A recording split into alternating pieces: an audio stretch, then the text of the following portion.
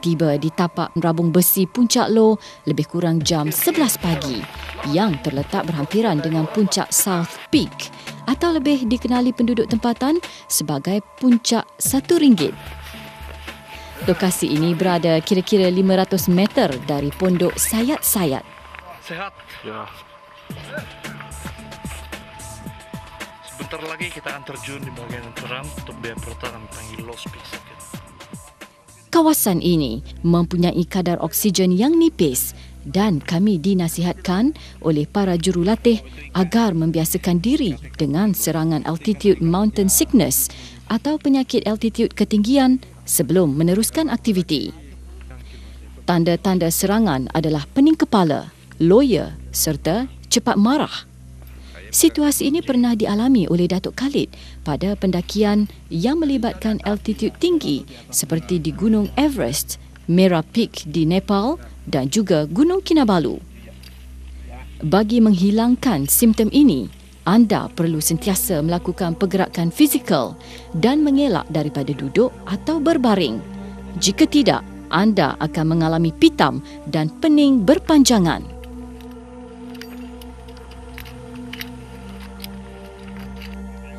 Setelah memasang semua kelengkapan, kami memulakan aktiviti mengikut formasi kumpulan yang ditetapkan. Langkah kami diatur berhati-hati. Peralatan kriminal dipasang dengan cermat agar tidak mengundang sebarang masalah. Permulaan yang sempurna buat mereka yang pertama kali menyertai aktiviti ini. Satu sistem keselamatan bilik juga turut disediakan di mana setiap peserta akan disambungkan kepada satu talian yang memastikan mereka tidak tersasar dari laluan. Laluan besi ini berupaya menampung berat sehingga 3 tan metrik dan ia dibina oleh pakar Via Ferrata dari Eropah.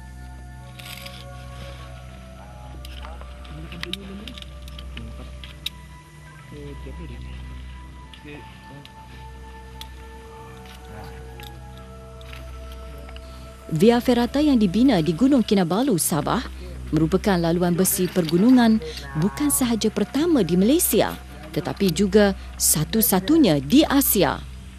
Dibuka pada tahun penghujung 2007, ia merupakan laluan alternatif untuk ke puncak Gunung Kinabalu yang tingginya 4,095 meter dari aras laut.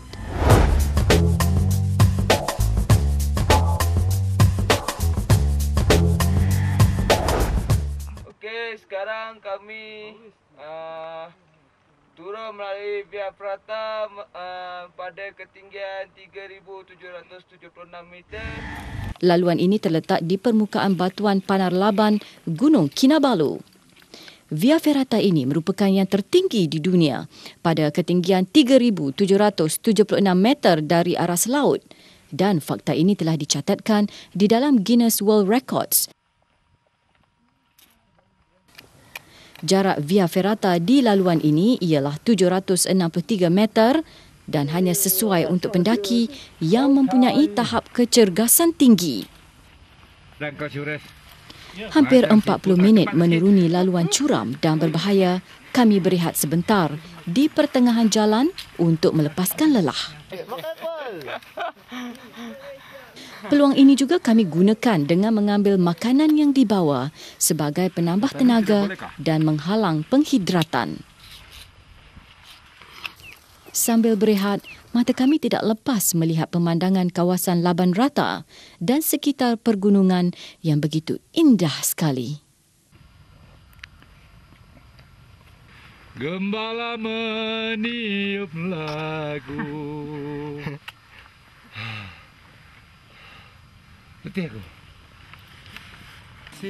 Kami meneruskan pendakian menuju ke Jambatan Gantung yang terletak lebih kurang 150 meter daripada tempat kami berehat. Laluan ini dipasakkan kepada batuan granit yang kasar permukaannya dan jika tidak berhati-hati, mungkin pakaian anda akan koyak. Setelah melalui laluan tadi, kami tiba di Jambatan Gantung sepanjang 22 meter yang berada pada ketinggian 3,600 meter dari paras laut. memang menggerunkan kepada sesiapa yang fobia ketinggian.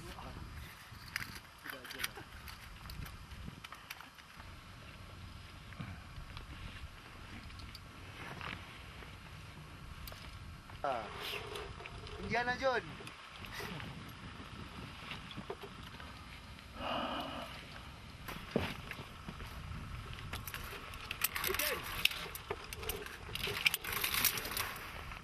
Teruk mana?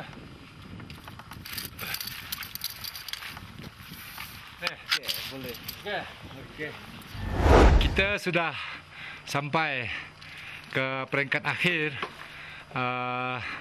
pendakian turun melalui Via Ferrata yang tertinggi di dunia ini, yang berada di Gunung Kinabalu ini. Pengalaman pendakian ini amat menakjubkan kerana kita dapat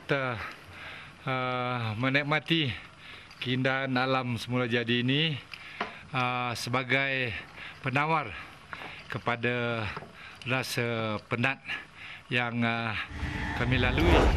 Datuk Khalid sempat memberi salah satu petua kepada kami bagi menghilangkan perasaan gayat atau fobia ketinggian. Perasaan itu boleh diatasi dengan tidak memandang tepat kepada objek di bawah pada jarak 90 darjah, tetapi cukuplah dengan pandangan 30 darjah sahaja. Namun, kami sempat mengabadikan memori dengan bergambar di jambatan gantung tertinggi di dunia ini. Kami berasa puas dapat melepasi titian gantung ini dengan jayanya tanpa sebarang masalah. Jambatan ini mampu menampung sehingga 5 tan metrik bebanan dalam satu-satu masa.